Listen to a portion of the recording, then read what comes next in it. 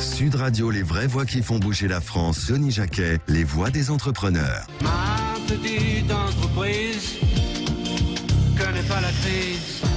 Bachung, ma petite entreprise. Denis Jacquet, bonsoir Denis. Bonsoir Christine.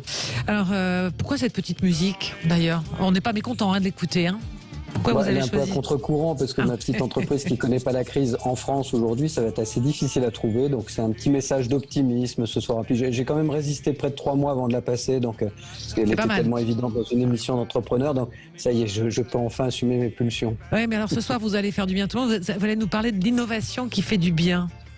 Exactement. On va parler de tous ces entrepreneurs qui découvrent des trucs juste incroyables auxquels on aurait presque tendance tout de suite à dire mais non, c'est pas possible, ton idée ça marchera jamais, et auxquels il faut surtout dire oui. Alors vous invitez ce soir, vous avez un grand témoin. Je vous laisse le présenter Denis à nos auditeurs. Bien sûr.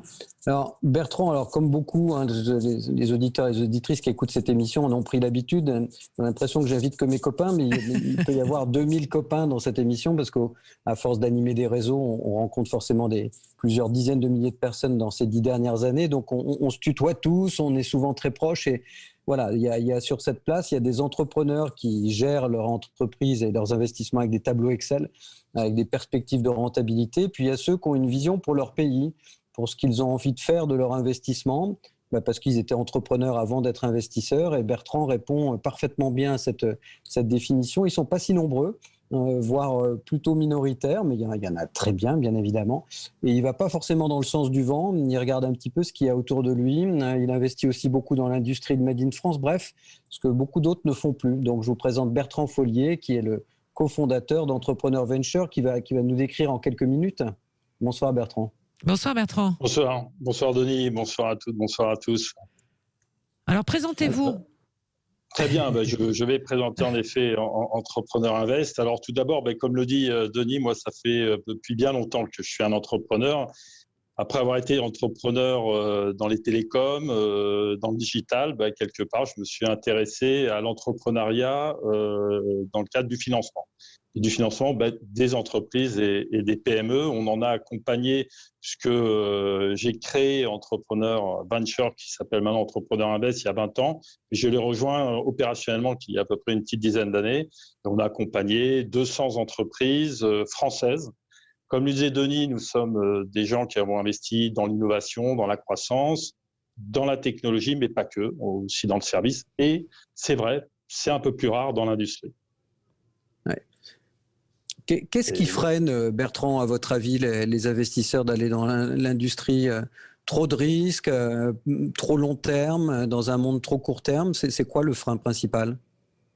Je pense que l'un des freins, c'est que l'on entend un peu partout, c'est l'industrie a un problème de compétitivité. Donc ça, c'est un premier point. Donc il faut beaucoup d'innovation pour compenser cette problématique de compétitivité. Et il y a un petit point quand même, c'est lorsque vous investissez dans l'industrie, bien souvent, vous investissez dans des chaînes de sous-traitance.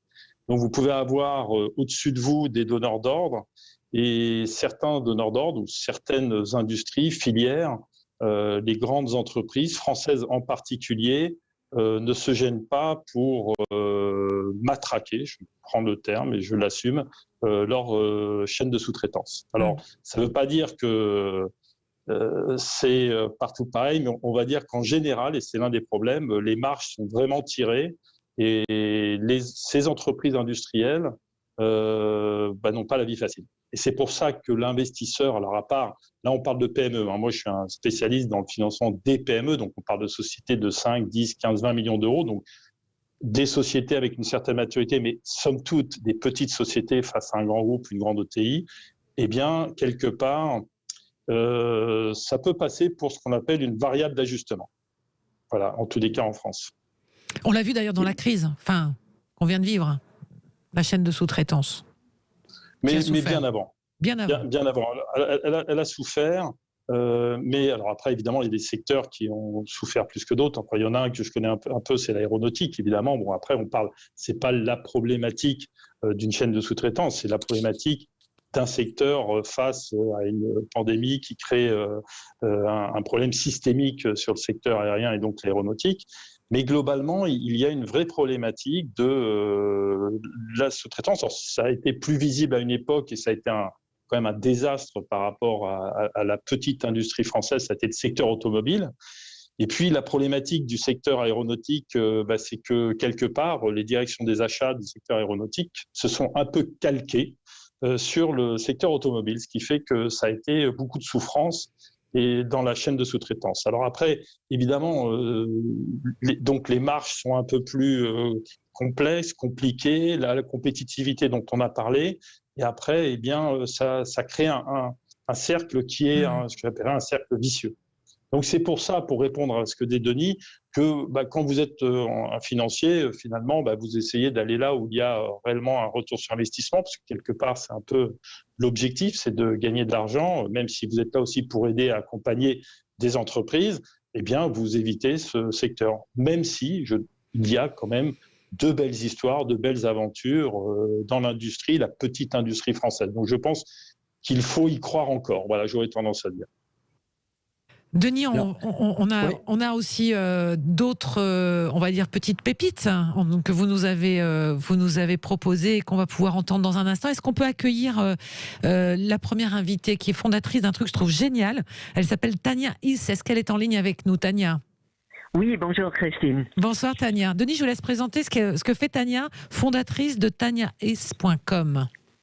Alors Tania, c'est le prototype de la femme qui ne renonce jamais. D'abord, vous allez déceler à son petit accent anglo-saxon, canado-américain qu'elle vient d'ailleurs. Donc on aime toujours ça en France.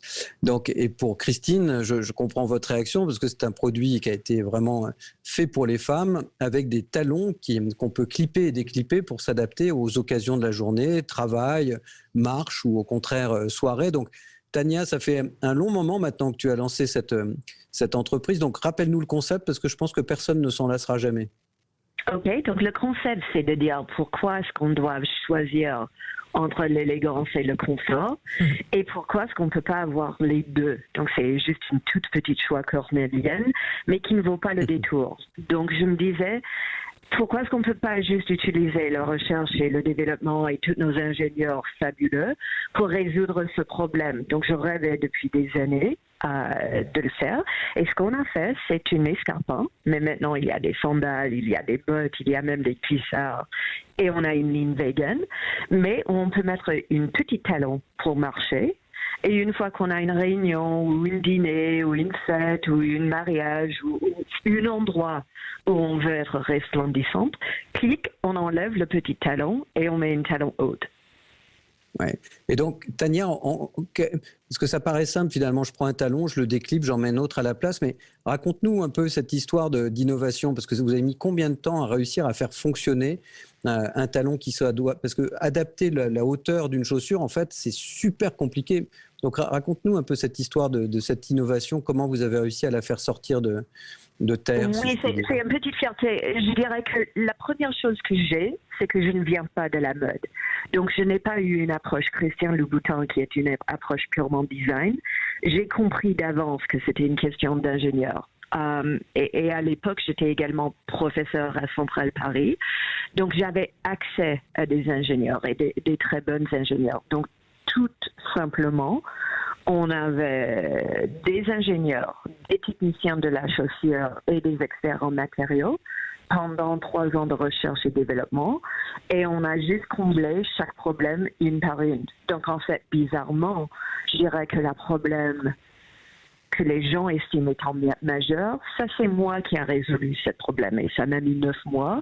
Mais d'autres problèmes comme comment avoir une clip qui peuvent tenir le poids de la femme pendant qu'elle marche ou elle court ou elle revient d'un aéroport et elle est peut-être chargée. Donc, comment est-ce qu'on peut assurer cette sécurité tout en restant élégante? Parce qu'en fait, les consignes pour faire une chaussure qui sont magnifiques, sont assez strictes. Donc, en fait, il y a des choses insoupçonnées par des personnes qui achètent la chaussure, mais qui ont vraiment pris beaucoup de temps et des expertises hors du monde du chaussure. Donc, par exemple, pour cette miniaturisation, j'ai tourné vers des personnes qui travaillent pour les montres de luxe parce qu'ils ont l'habitude de miniaturiser des pièces mécaniques. Et Tania, petite question d'actualité, parce que c'est une interview très rapide à chaque fois nos passages à l'antenne. Qu'est-ce que le Covid pour toi, qu'est-ce que ça signifie? Parce que je sais que c'était une période très difficile. Et la deuxième question de conclusion sera où est-ce qu'on peut acheter ces chaussures magiques? Alors, pour moi, le Covid, ça fait suite de, je dirais, 5 années qui sont très complexes côté Paris. Donc, en fait, si je réfléchis réellement, la dernière année en boutique qui était sans aucun problème, c'était juste avant les attentats terroristes. Donc, ensuite, on a Covid, on a les gilets jaunes. Donc, en fait, j'ai eu dans ma boutique des personnes avec des armes blanches. Et c'est terrifiant. Il y a du gaz lacrymogène, il y a des voitures qui brûlent. Donc, non, les gens ne font pas de shopping. Ensuite, on a pris les grèves.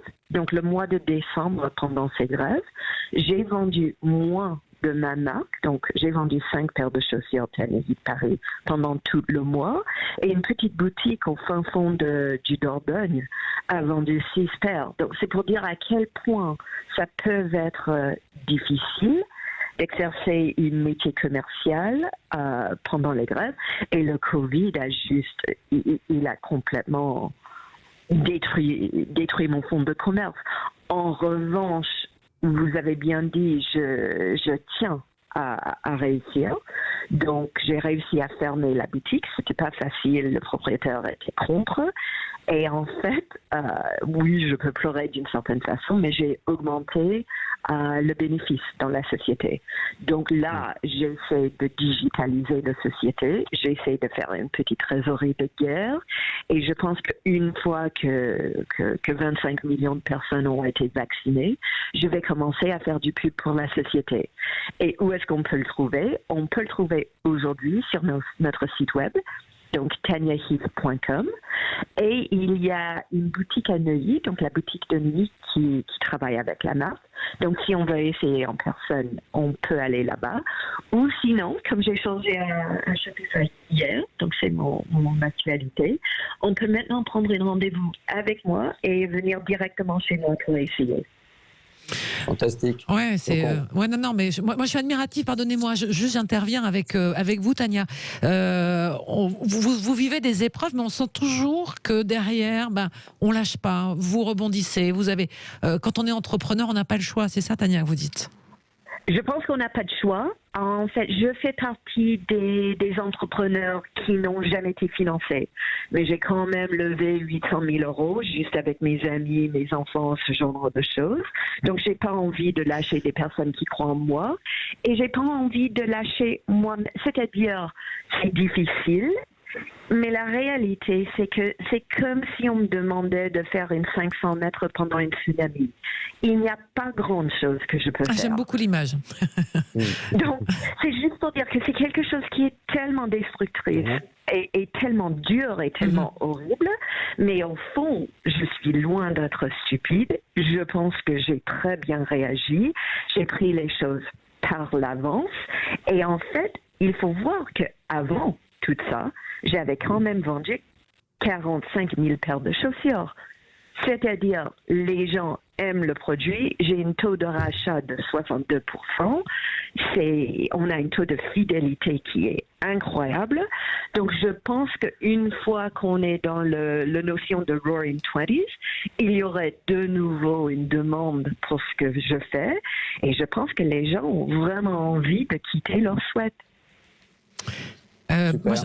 Moi, je trouve ça super. Bertrand Follier, grand témoin ce soir des vraies voix des entrepreneurs. Quand vous entendez ça, quand on entend cette comparaison ou cette image, je courais 100 mètres face à un tsunami.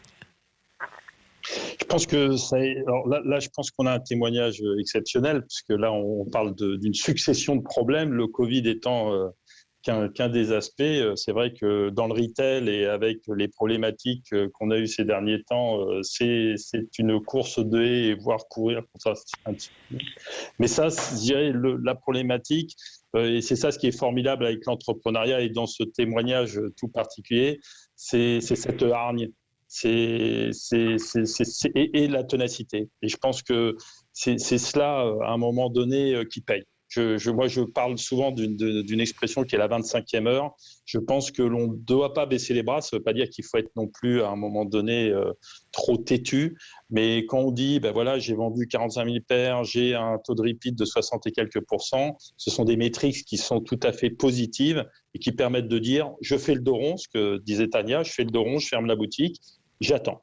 Alors, je pense qu'elle n'aura, j'ose espérer, en tous les cas, plus à attendre trop longtemps. On parle en mois, après avoir parlé en années. Mais voilà, c'est ça le caractère de l'entrepreneuriat et de l'entrepreneur.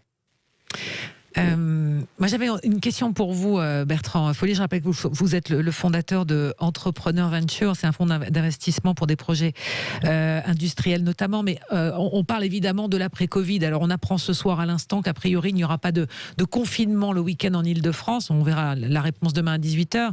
Mais on sent bien qu'on cherche à sortir et à atterrir de cette crise et qu'il va falloir rebondir.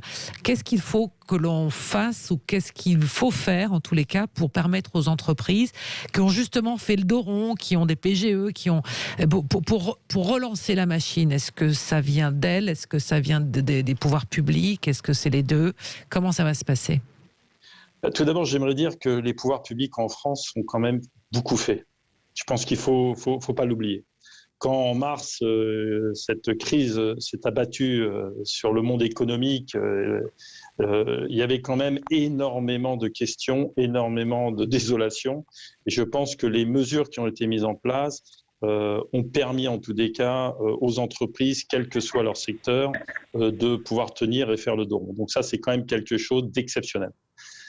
Deuxième chose, je pense, on parle souvent d'une reprise en cas, et c'est-à-dire qu'il y a en effet un certain nombre de secteurs, bon, on va parler du logiciel, l'éducation, d'autres, évidemment la grande distribution, ainsi de suite, qui ont profité quelque part de cette crise, d'autres qui ont du mal à repartir parce que c'est la restauration, l'hôtellerie, les loisirs, le culturel et ainsi de suite.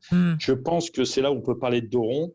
Je pense que cette période-là va permettre aussi, en tous les cas pour des gens comme nous qui suivons les entrepreneurs, c'est aussi de voir quels sont ceux qui ont été capables de tenir. Donc le témoignage précédent était un très bon témoignage de ce point de vue-là, et ceux qui ont été capables de mettre en place un certain nombre d'actions. Parce que cette crise aussi, c'est aussi un moyen de se poser des questions et de revoir son offre et de réattaquer, de repartir à l'offensive. Donc, je pense que voilà, on a eu des mesures qui ont permis de soutenir l'économie. Je pense que les entrepreneurs, avec ce trait d'esprit qui les caractérise et leurs équipes, parce qu'il ne faut pas non plus oublier dans cette période, ça a été aussi la performance des entrepreneurs de tenir leurs équipes. C'est pas facile, parce qu'on parle de chômage partiel, tout ça, mais ce sont des moments compliqués. Donc, tenir les gens sur la durée pour repartir, moi, je suis confiant. Je suis confiant, même si on le dit tout le temps. Maintenant, ces mesures vont petit à petit s'arrêter. Donc, il va falloir que, quelque part, la croissance, la reprise économique, que les gens reconsomment, que les entreprises réinvestissent, je reste confiant. En tout cas, il faut l'être. Non, Bertrand, j'avais une question. Bon, on connaît tous les deux nos positions. Donc, on a parlé forcément, c'est le rôle des politiques que de sortir les mots opportuns du chapeau, même s'ils sont souvent un peu vides de sens. Mais on a parlé beaucoup de relocalisation pendant cette crise du Covid. Est-ce que, comment, par miracle, tout à coup, on arriverait à relocaliser l'industrie en France ? J'aime bien le mot miracle. Je suis désolé si la réponse est dans la question. Voilà, je crois que tu as parlé d'un miracle et je reviens à ce que j'ai dit avant. Quand on a, enfin, la lourde alors. La problématique de l'industrie, c'est vrai qu'on regarde dans le détail, c'est deux choses. Ce sont des machines, c'est l'automatisation. En France, on n'est pas les champions du monde à ce niveau-là, bien loin de là. Et ça, c'est un problème de financement. Donc, il y a l'automatisation. Mais il y a un deuxième problème, c'est aussi des techniques. Ce sont des hommes, ce sont des expertises. Et quand on casse, ce que j'ai dit tout à l'heure, une chaîne de sous-traitance, à un moment donné, on perd des expertises. On perd aussi des fois des chaînes de formation, des instituts techniques dans telle région, des choses comme ça qu'on ne retrouve pas. Et ça va prendre du temps pour le remettre en place. Donc, je ne vais pas parler évidemment là du problème de compétitivité, du salaire, ainsi de suite, mais globalement, c'est un problème de financement et un problème d'expertise, donc de formation, et qui va prendre un peu de temps. Donc, en effet, c'est pas en claquant des doigts et en disant et en hurlant et en sautant comme des cabris relocalisation que ça va se passer. En effet, il n'y a pas de miracle. Il va y avoir du travail, c'est du travail de terrain. La vérité du terrain, une métaphore sportive presque. Merci beaucoup à tous. Merci Denis Jacquet. Merci à vos invités. Merci. Bertrand Follier, fondateur de Entrepreneur Venture, et Tania Eskela. Tania, on vous souhaite le meilleur pour la suite. Merci beaucoup, Christine. À très bientôt sur Sud Radio dans les vraies voix des entrepreneurs. La semaine prochaine, on se retrouve, Denis Jacquet. Très bonne soirée à vous. La France qui se bouge n'est pas terminée. Dans un instant, juste après la pause, on se retrouve avec Stéphane Soumier avec Bismarck sur Sud Radio. À tout de suite.